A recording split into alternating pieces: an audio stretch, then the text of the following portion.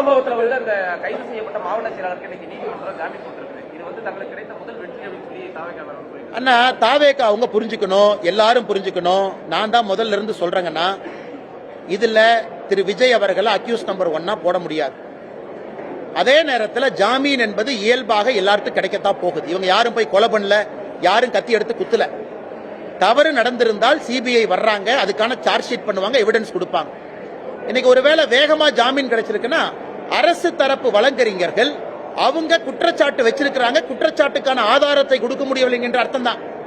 ஜாமீன் கிடைச்சிருக்குன்னா அரசு தரப்பு வழக்கறிஞர்கள் அப்ப அவங்களால எவிடன்ஸ் கொடுக்க முடியல, அப்ப எவிடன்ஸ் இல்ல. இது ஒரு ஆங்கிள். இன்னொன்று, நீதிமன்றத்தை பொறுத்தவரை எங்கேயும் போக மாட்டாங்க, உள்ளூர்ல தான் இருப்பாங்க.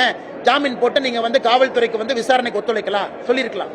ஆனால் இதை பெரிதுபடுத்துவதை விட இந்த நிகழ்வுக்கு பின்னால் யார் இருந்தார்கள் என்பது முக்கியம். அது சிபிஐ என்கொயரியில முழுமையாக வெளியே வரும் என்கிற நம்பிக்கை எனக்கு இருக்கு.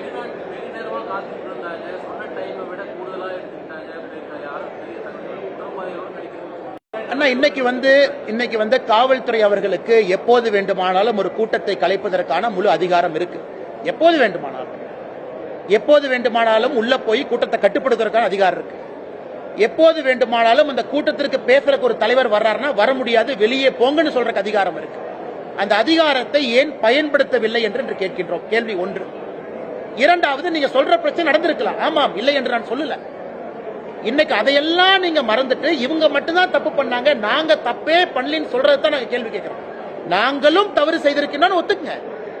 கட்சி தவறு செய்திருக்கா முதல்ல இருந்து நாங்க சொல்றோம். கட்சி தவறு செய்திருந்தால் நடவடிக்கை எடுங்க. அரசு எங்க மேல எந்த தப்பு இல்ல, நாங்க நிரபராதிகள், எங்கேயும் ஒரு தவறும் அரசு சார்பில் நடக்கலின்னு முதலமைச்சர் அவர்கள் கரூரில் இருந்து சொல்றாங்க. அதைத்தான் திரும்ப திரும்ப சொல்றோம். இல்லை, அரசும் தவறு செய்திருக்கின்றது. உங்க மேல நிறைய தவறு இருக்கு. அதிகமான முக்கியத்துவம் உங்களுக்கு தான், ஏன்னா உங்க கையில தான் அதிகாரம் இருக்கு. அதை மறைத்து விட்டு ஏன் ஒருவர் மீது பழியை போட முயற்சிக்கின்றீர்கள் என்பது எங்களுடைய கேள்வி. எனக்கு தெரியல, சிபிஐ என்கொயரி நடக்கட்டும். நான் எப்பவுமே சொல்றதுன்னா ஆர்கனைசர்ஸ்க்கு ரெஸ்பான்சிபிலிட்டி இருக்கு. ஆர்கனைசர்ஸ் ரெஸ்பான்சிபிலிட்டி அது சிபிஐ வரும்போது தெரியும். அந்த டேட்டா உங்கள்கிட்ட எங்கிட்ட இல்ல. சரியான முறை வந்தவங்க பாதுகாப்புக்காக கட்சி நிர்வாகிகள் நிறுத்தினாங்களா, அவங்க ஏதாவது தனிப்பட்ட முறையில் ஆம்புலன்ஸ்ல ஏற்பாடு செய்திருந்தாங்களா, அந்தந்த மணி நேரத்திற்கு கூட்டம் அதிகமாக வரும் பொழுது அவங்க காவல்துறையை கூட்டம் அதிகமாக வந்துருச்சு 6 மணிக்கு 7 மணிக்குன்னு சொன்னாங்களா, அந்த டேட்டா உங்ககிட்ட இல்ல, எங்கிட்ட இல்லைங்கண்ணா.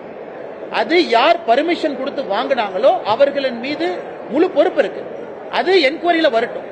நான் முதல்ல இருந்து பேசுறது டே 1ல அப்படியே நெரட்டிவ மாத்தி இவங்க தான் தப்பு நான் கொண்டு போறது தான் முதல்ல இருந்து கண்டிக்கிறேன். அரசு நீங்க எதுக்கு பர்மிஷன் கொடுத்தீங்க, ஏன் கொடுக்கல சொல்லுங்க. நீங்க அவங்களை கைது பண்றதுக்கு முன்னாடி அந்த லோக்கல் சப் இன்ஸ்பெக்டர் சஸ்பெண்ட் பண்ணீங்களா? இல்லை. இந்தியால ஒரு கோவில் திருவிழால 2 பேர் இறந்தாவே லோக்கல் 2 பேர் சஸ்பெண்ட் ஆவாங்க, தாசில்தார் ஆவாங்க, சப் இன்ஸ்பெக்டர் ஆவாங்க.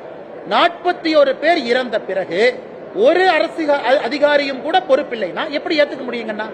கரூரில் இருந்து தொடர்ந்து பாரதிய ஜனதா கட்சி கேட்பது, இது இந்தியாவில் எந்த மாவட்டத்தில் நடந்திருந்தாலும் எஸ்பியும் கலெக்டரும் சஸ்பெண்ட் பண்ணிட்டு தான் அடுத்த வேலையை செய்வாங்க. நம்முடைய முதலமைச்சர் அதை கூட செய்யாம டிஃபெண்ட் பண்ணுவதற்கான காரணம் என்ன?